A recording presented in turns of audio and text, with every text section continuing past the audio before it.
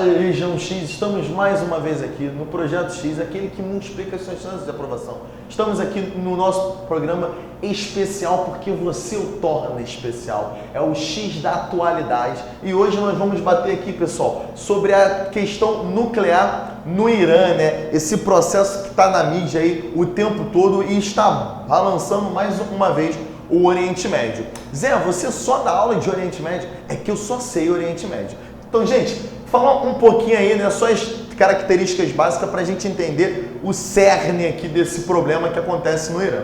Então, eu trouxe aqui a área desse país. É um país que dentro da lógicazinha ali, ele se destaca. Lembrando que o Irã, ele não é um país árabe, ele é um país persa, ou seja, a maioria da sua população é persa. Vem daquela história que você já conhece bem, que você assistiu no filme 300. Então, gente, população do Irã, como é que ela é composta, Zé? Então aqui eu tenho uma média de 75 milhões de habitantes. Agora, olha só, 65% sendo iranianos, 21 azeris e 5% de curdos. Mais uma vez aqui nós temos um país que ele tem uma fragmentação na sua população. Então você vai ter o que? Movimentos separatistas. Zé, eu nunca ouvi falar de movimentos separatistas no Irã. Muito bem, isso está diretamente ligado à religião dele. Olha aqui, pessoal, nós temos 99% da população seguindo o islamismo, o Islã,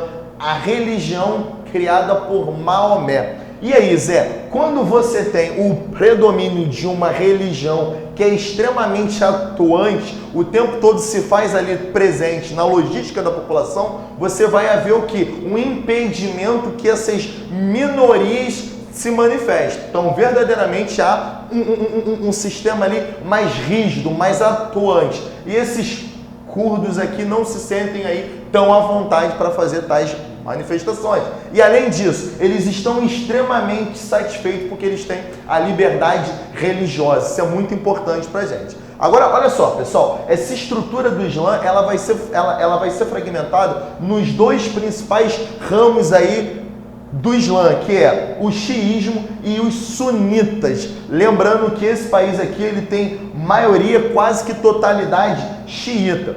Gente, o xiita é a linha radical do Islã. Então, esses carinhas aqui, eles acham que eles são descendentes de Maomé. Então, dentro de um xiita não há interpretação do Alcorão. O sunita não. Eles já seguem essa linha, mas eles são mais flexíveis. E esses carinhas aqui interpretam o Corão. Então, vamos entender. Os xiitas, eles vão ter o seu líder maior, que vai ser o Ayatollah. É o cara que verdadeiramente conhece tudo desse livro sagrado deles. E onde eu tenho xiitas no poder, o presidente não vai ser o representante maior. O representante maior nessa esfera vai ser o líder Ayatollah. Então, pessoal, agora que você vai ter esse breve histórico, né? Até para nós entendermos aí, ou termos base, para analisarmos esse contexto na atualidade. Então, olha só, em 1921, nós vamos ter a derrubada do sultão da dinastia Qajar. Lembramos aqui que estamos falando o tempo todo da estrutura de um reino. Até 1935, o Irã, ele é chamado de país persa. A partir daí, ele se torna Irão. Aí você lembra que os países que terminam com ão, eles leem o Alcorão. E aí você lembra que são países de bandeira islâmica. Isso é muito importante para a gente, uma vez que nós estamos num país supostamente laico, né? Então você lembra que no Brasil nós não temos uma religião fixa, né? Apesar de vivemos aí feriados católicos, etc. e tal, mas na teoria é um país laico, diferente da estrutura do Irã. Em 1941, pessoal, vai entrar aqui no poder o Pahlavi através de um golpe. Nesse período aqui é o pai dele, né, que é o Shah Reza Shah Pahlavi. Esse é o papai dele. Zé, esse nomezinho Shah, pessoal, Shah, X-A, é a mesma coisa que rei. Então nós voltamos aqui a uma linhagem real.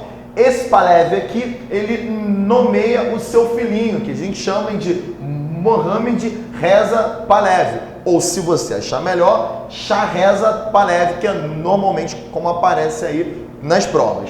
A partir daqui nós vamos ter uma aproximação desse mundo ocidental. Lembremos que o Pahlavi ele é sunita, então ele está muito ligado à sua esposa que usava joias, né? O rosto exposto, uma mulher extremamente ocidentalizada. A partir daqui nós vamos ter uma intensa aproximação com essas potências ocidentais. Em 1955, já no contexto da Guerra Fria, que importante isso aqui, nós vamos ter o Pacto de Bagdá, onde essas potências capitalistas se aproximam dessa área do Oriente Médio para impedir esse avanço russo. Isso é importantíssimo, pessoal, porque é a partir daqui que nós vamos intensificar as trocas comerciais do Irã com os Estados Unidos da América.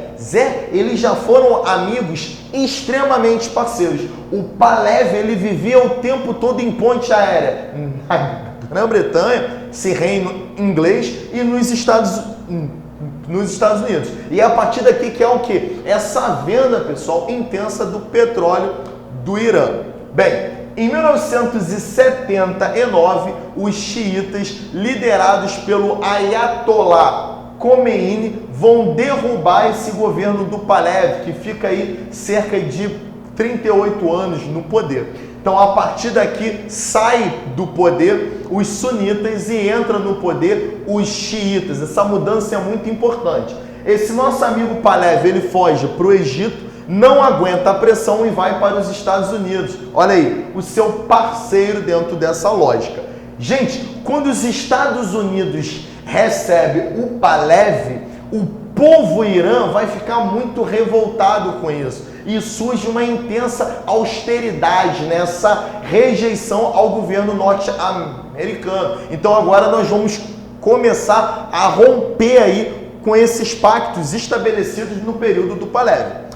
Esse ano ele é muito importante para nós brasileiros. Isso mesmo, pessoal. O contexto externo ele influencia diretamente no Brasil.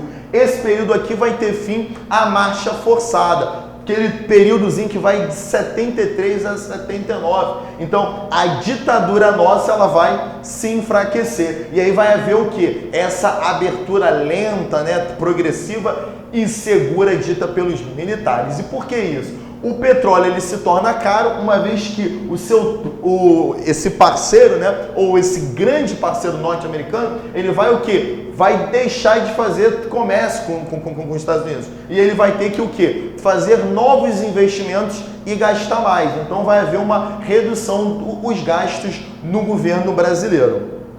Então, galera, contexto atual aqui agora, tá? Esse último governo, né, não o governo que está no poder, mas o que antecedeu ele vai ser marcado por um líder extremamente radicalista, conhecido como Ahmadinejad. Esses nomezinhos não são muito importantes para você não, mas é só para você se situar e esse nome você com certeza já ouviu. E por que isso? Gente, esse governo aqui, ele é extremamente, né, paralelo ao governo Lula, um governo muito cobrado em prova. O Lula estava muito preocupado com a dependência norte-americana e ele vai estabelecer aí o que se chamou de World Trade. O que é isso, Zé? O fatiamento do comércio brasileiro. Então, o governo Lula ele vai ser marcado por várias viagens, né? O tempo todo você ouvia no Zorra Total, esse programa que você adora aí, olha o Lula indo, olha o Lula vindo. Por que ele viajava tanto, Zé? Isso, ele estava buscando parceiros para fatiar esse comércio e reduzir a dependência. E o Lula vai viajar para onde? Para o Irã, pessoal. Vai estabelecer laços comerciais com o nosso amigo Ahmadinejad. Os Estados Unidos vai gostar disso? É óbvio que não. E o Lula vai ser chamado para conversar. O Lula, com a sua lábia sábia, né? Ele sai desse papo com o Barack Obama chamando ele de o cara. O Lula é o cara e ele verdadeiramente ele vai auxiliar o governo norte-americano, uma vez que ele para de fornecer o urânio para o Irã. Pessoal, aí que tá. Para que o Irã quer urânio? Isso é importante para gente. O urânio enriquecido acima de 20%, ele serve para quê? Bum! Para fazer a bomba nuclear, isso mesmo. E esse país aqui não pode fazer bomba nuclear. E por que isso, Zé? Porque ele assinou o Tratado de Não Proliferação Nuclear, estabelecido em 68, que entra em vigor em 1970, isso mesmo. Então, ele pode enriquecer o urânio? Pode, somente até 5%, que serve para quê? Para a produção de remédios, tá? Dentro daqueles tratamentos que você já ouviu aí falar, né? Então não são remédios propriamente ditos, mas tratamentos, e serve para energia elétrica. Bem, porém esse cara aqui, ele começa esse programa nuclear, né? E ele não liga para as sanções norte-americanas. E aí que entra o nosso contexto atual. Em 2014, não confunda, nós vamos ter a eleição do nosso presidente aqui, Hassan Rouhani. Pessoal, esse carinha, ele verdadeiramente não governa. Vamos lembrar que nós estamos num país de xiitas. E quem é que governa? É o Ayatollah. É esse carinha aqui que dá a última palavra. Zé, esse cara é o mais importante do país? É o mais importante. No período atual, nós temos o nosso amigo Ali Khamenei. Gente, esse carinha aqui, ele é eleito por quem? Pelo povo? É óbvio que não. Ele é eleito por 6 líderes religiosos e 6 líderes juristas. Então esse cara aqui, ele está sempre no poder de forma indireta. Não é o povo que o estabelece aqui. Gente, esse período aqui vai ser marcado por um afastamento do quê? Dos países que se tornaram aliados do Irã, que se aproximaram muito do Irã no período que ele era o quê? Anti-norte-americano. Se eu sou anti-norte-americano, eu sou contra o Estado de Israel. Então, esse país aqui, ele vai ter comércio com os países árabes, ele vai ter o apoio dos palestinos, o apoio do Bashar al-Assad da Síria. Então, esse carinha aqui agora ele está negociando com os Estados Unidos. Então, ele vai ter esse afastamento dos parceiros que o nosso amigo Ahmadinejad estabeleceu. Então, pessoal, para terminarmos aqui agora, né, entendemos esse contexto. O que está acontecendo verdadeiramente? Zé, seja sintético para mim. Então, vamos lá. Os Estados Unidos quer que o Irã permita a visitação de órgãos que fiscalizam o uso do urânio e a produção de energia nuclear. E o Irã vai permitir que ele entre. Caso ele não permita tal entrada, o que acontece? Vamos lá. Ele quer estabelecer que o Irã tenha limitações nucleares, como nós já dissemos, que ele produza enriquecimento do urânio até 5% somente. Eliminar o estoque de urânio, lembrando que o Irã ele tem um grande estoque naquele período que nós vimos, de 2005 a 2013, ele compra muito urânio, tem uma das maiores reservas do Oriente Médio. Proibido de construir centrífugas, galera, a principal fonte energética na produção aí desse enriquecimento. Então, na verdade, os Estados Unidos querem que ele não construa mais centrífugas e que ele suspenda as obras na usina de Arak, né? Hoje, a maior tecnologia ou a mais avançada dentro do enriquecimento de urânio. Zé, e aí? O Irã vai permitir isso tudo e os Estados Unidos fornecem o que para ele? Então vamos ver as vantagens que o Irã vai ter.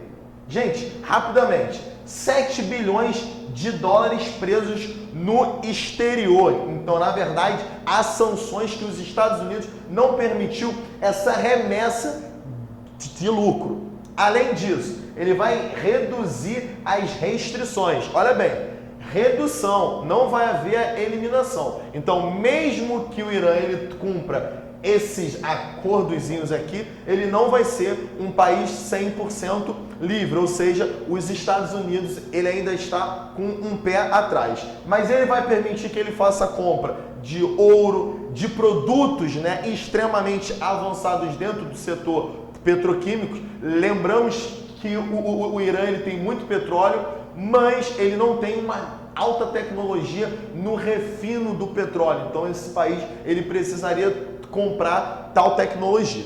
Gente, e aí, como é que está o mundo e principalmente os Estados Unidos? Lembremos que o nosso amigo, o Obama, ele é democrata. A oposição está desesperada com isso. E por quê? Porque se tudo der certo, o Barack Obama ele pode sair muito bem na foto. Ele vai reativar um dos principais parceiros comerciais no Oriente Médio. Então lembre-se que os republicanos estão pé da vida e eles não são a favor dessa reaproximação. Aspecto 2 aí que pode cair na prova. Israel está com muito medo e não quer isso. Você lembra que Israel não faz parte do Tratado de Não Proliferação Nuclear e os Estados Unidos permitem que ele investe em armas, faça investimentos em armas nucleares. E Israel quer ser o único país que tem essa liberdade. Lembrando que eles são inimigos históricos. E para terminarmos isso aí, pessoal, se os Estados Unidos se aproxima do Irã, ele tem um novo fornecimento de petróleo, certo? Certo. E aí ele vai reduzir o quê? O comércio com a Arábia Saudita. E esse é o medo que está acontecendo.